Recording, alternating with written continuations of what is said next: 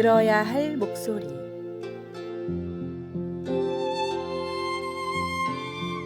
브로드웨이는 매일 2만 명이 넘는 관객들로 붐비는 세계적인 극장입니다. 전 세계 최고의 뮤지컬 배우와 연기자들이 선망하는 무대이며 매일 밤 새로운 스타가 탄생하는 곳입니다. 전 세계에서 꿈을 키운 지망생들이 이 꿈의 무대에 서기 위해 모여듭니다.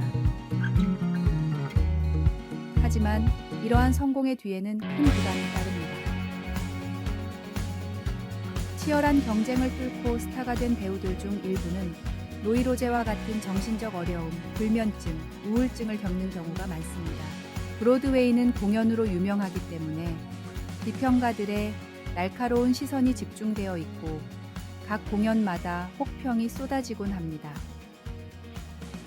뛰어난 초연이 펼쳐져도 몇몇 까다로운 비평을 만족시키지 못해 결과적으로 평가가 저하된 작품들도 많습니다. 이런 이유로 브로드웨이의 배우와 연출가들 사이에는 다음과 같은 격언이 있습니다. 정말로 성공하고 싶다면 비평가의 펜 끝을 이겨내야 한다. 우리 삶에서 다른 사람의 말과 행동에 너무 집착하면 자신이 해야 할 본연의 일을 잊게 됩니다. 세상의 존경을 받는 것도 중요하지만 무엇보다 하나님께 집중하며 그분의 음성에 귀 기울여야 합니다. 혼란한 세상 속에서도 성령의 인도를 분명히 볼 수 있도록 기도합시다. 사람이 아닌 주님을 바라보며 그분의 뜻에 순종합시다. 말씀. 이제 내가 사람들에게 좋게 하랴, 하나님께 좋게 하랴, 사람들에게 기쁨을 구하랴. 내가 지금까지 사람들의 기쁨을 구하였다면 그리스도의 종이 아니니라. 찬송 431장 주 안에 기쁨 있네. 오늘의 만나. 비평과 비난 속에서도 하나님의 진리에 기초하여 자신의 길을 걷는 내적 강인함을 개발하십시오. 하나님의 말씀은 우리에게 인내와 용기를 주시며 이는 우리가 어려움을 겪을 때 우리를 지탱해 줍니다.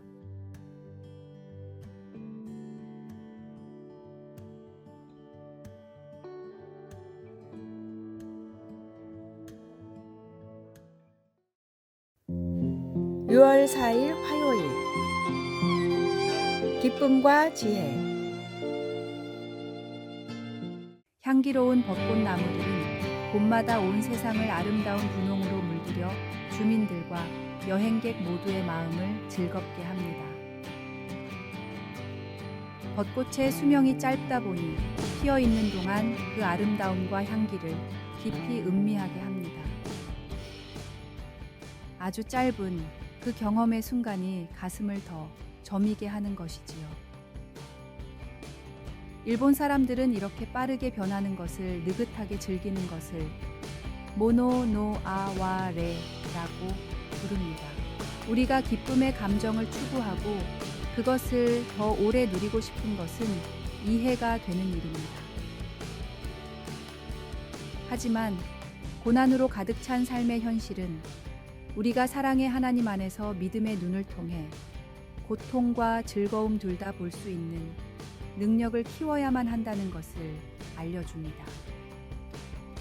우리는 지나치게 비관적일 필요도 없지만 그렇다고 비현실적으로 삶이 늘 화창할 것이라고 우리 스스로를 치장할 필요도 없습니다. 전도서는 삶에서 간단한 즐거움을 찾는 것의 중요성을 강조합니다. 모든 것이 헛되도다 라고 쓴 바로 그 솔로몬 왕이 삶의 단순한 것들로부터 기쁨을 찾을 수 있도록 말하고 있습니다. 사람이 먹고 마시고 즐거워하는 것보다 더 나은 것이 해 아래에는 없습니다.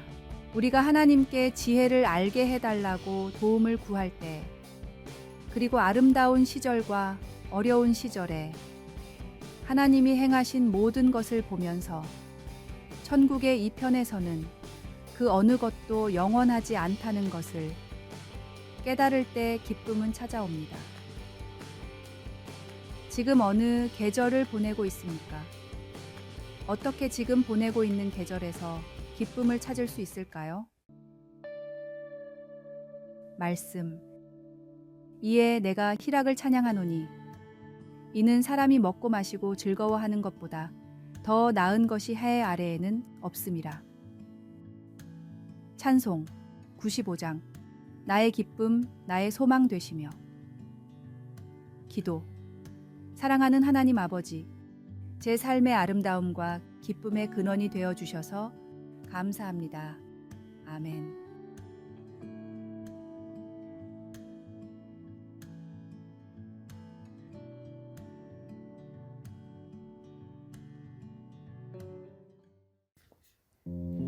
(6월 5일) 수요일. 아버지의 침착함.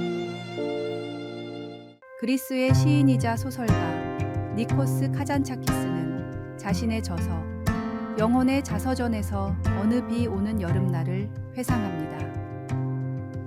그날은 폭우가 갑작스레 쏟아져 거리는 물이 넘쳐 흘렀고 하수구도 범람했습니다. 카잔차키스의 아버지는 그들의 집 근처 포도밭에서 건조 중이던 포도를 구하기 위해 집으로 급히 달려갔습니다. 마을 사람들은 포도가 물에 쓸려가는 것을 보고 통곡했습니다.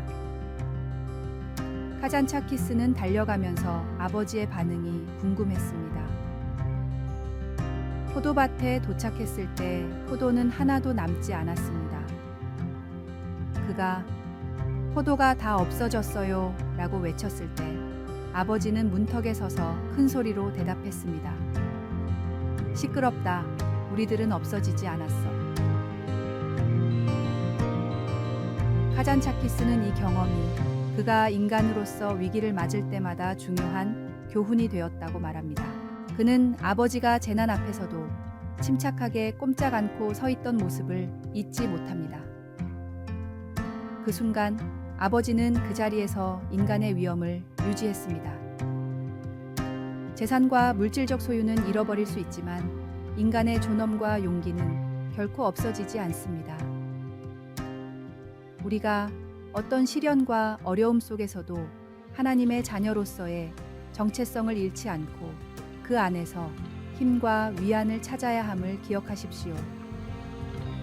하나님은 우리가 겪는 모든 어려움 속에서도 변함없이 우리와 함께 계시며 우리의 진정한 힘은 바로 그분으로부터 나온다는 사실을 잊지 마십시오. 말씀.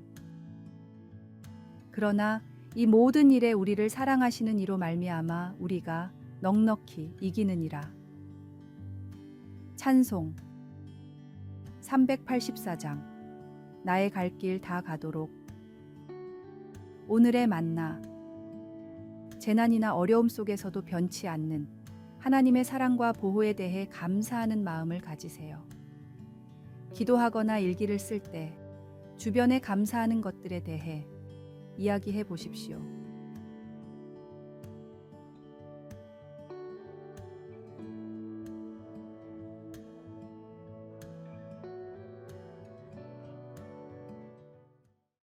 (6월 6일) 목요일. 객범의 결초 보은.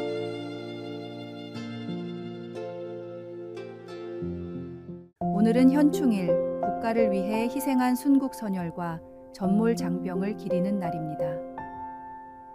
이날은 조국 광복과 국토 방위를 위해 목숨을 바친 이들의 영령을 추모합니다. 1896년 청년 김창수는 명성황후 시해에 가담한 일본인 스치다를 처단하고 이로 인해 사형 선고를 받았습니다. 고종의 특사로 사형이 면제된 후 그는 전남 지방을 도피하며 쇠실마을에서 40여 일을 은둔했습니다. 이 청년이 바로 김구 선생입니다. 해방 후 1946년 김구 선생은 이 마을을 다시 찾아 고마움을 표했고 2006년에는 그의 은거를 기리는 백범 김구 은거 기념관이 세워졌습니다. 옛말의 은혜는 흐르는 물에 새기고 원수는 돌에 새긴다고 합니다. 그러나 사람이 사람답게 사는 길은 은혜를 잊지 않는 것입니다. 다윗은 내 영혼아 여호와를 송축하며 그의 모든 은택을 잊지 말지어다 라고 외칩니다. 이스라엘 백성들이 요단강을 건널 때 하나님께서는 강바닥에 있는 12개 돌을 취해 그의 구원을 기념하게 하셨습니다. 은혜를 잊지 말아야 합니다. 일제강점과 6.25 전쟁의 폐허에서 대한민국을 건설하게 하신 하나님과 순국선열, 우방국들의 희생과 은혜를 잊지 않고 감사해야 합니다. 말씀. 내게 주신 모든 은혜를 내가 여호와께 무엇으로 보답할까? 찬송 301장. 지금까지 지내온 것. 기도. 하늘에 계신 아버지, 과거를 위해 희생하신 모든 이들을 기억하며 그들의 영혼에 평안을 빕니다. 또한 전 세계에서 고통받는 모든 이들을 위해 당신의 위로와 평화가 함께하기를 기도드립니다. 아멘.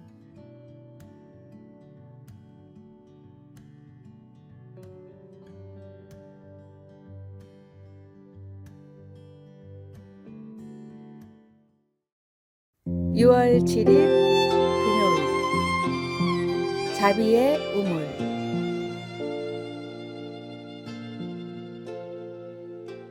메마르고 척박한 사막의 한 마을이 있었습니다.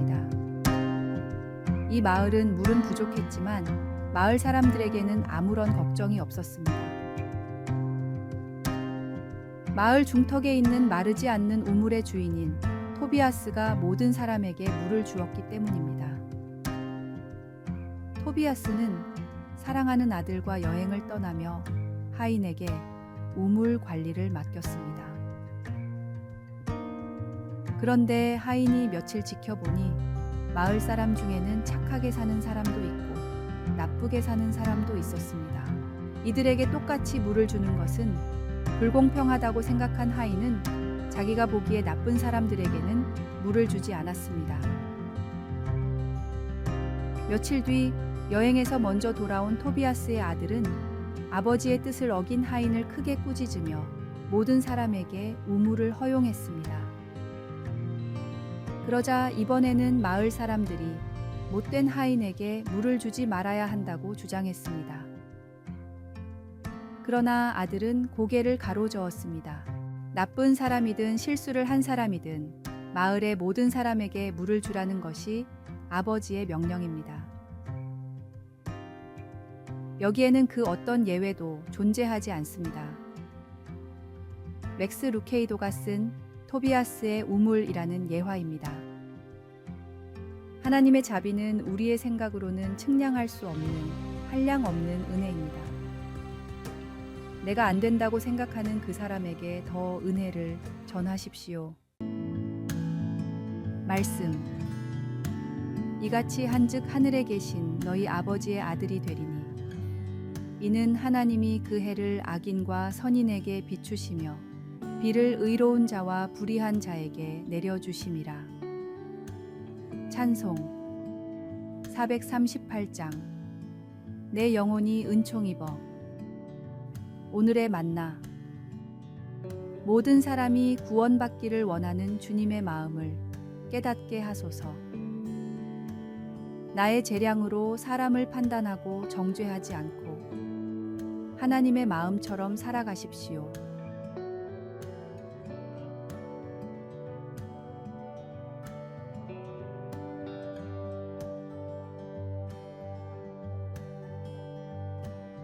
아래에 빨간색 글자 구독을 누르시어 더 많은 전도의 열매를 맺으시기를 기도합니다.